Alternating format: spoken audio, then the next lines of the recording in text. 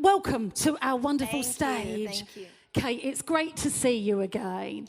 Can we talk first of all about your moment when you went vegan? So I've always been a really big animal lover, and it's really strange because even for the biggest animal lover, I still ate them and I still wore them. And that just shows how disconnected we are. And there is a bit of cognitive dissonance that, we go through because we're conditioned very differently to look at certain animals and love some, but eat and wear the others. I was never a big meat eater before, and milk, even when I was a kid, I just thought it smelled funny. So I was one of the first ones on plant-based milks, before it even was a thing. People would be like, what?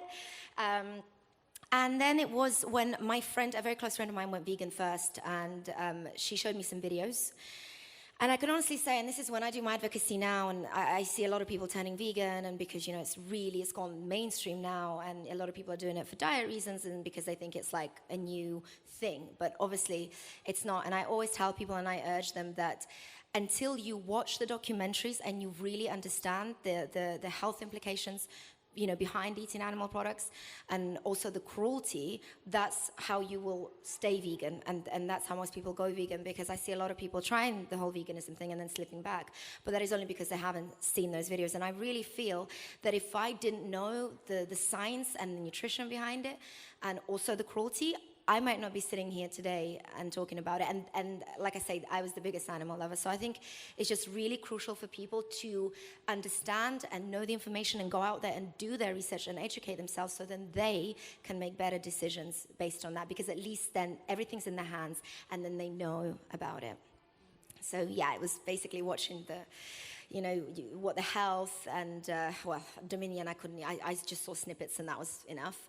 And then obviously on Netflix now, there's so many incredible programs, and there's just so much resources and information out there, which is just, it's incredible. It's no longer kept in secrecy, it's all there. It really had a big impact on you quite quickly. It did, because I'm obviously, I guess, being an actor and being a performer, and, I'm super emotional, I'm dramatic, I'm sensitive, I feel everything around me. And when I saw those things, and I didn't even realize that that's the processes, they went through me, as though, what if that was me, or if that was somebody I love, or if that was my pet? And that is, it is totally unnatural and abnormal to put a sentient being through what they put them through. It's crazy. They're not resources. They're living, breathing animals with the same, central nervous system as us, and the same fear and, drives and love drives and the procreating drives. And it's insane what we've actually reduced them to, but you can't see that until you actually see it. Because we're made to believe a very different story. And it's all a lie. Don't be afraid of even going into McDonald's or wherever. Keep asking them for vegan options. I make it my daily thing. I go around wherever I can, and I just go and I have a lovely conversation with them.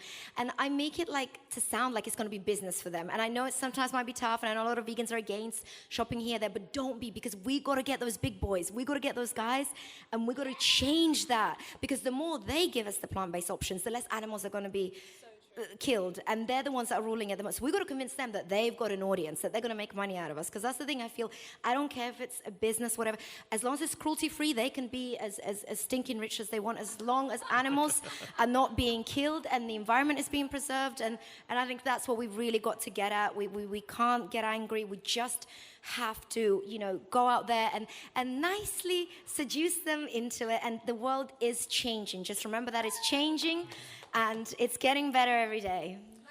Okay, thank you very much. Big round of applause, please, for Lovelle.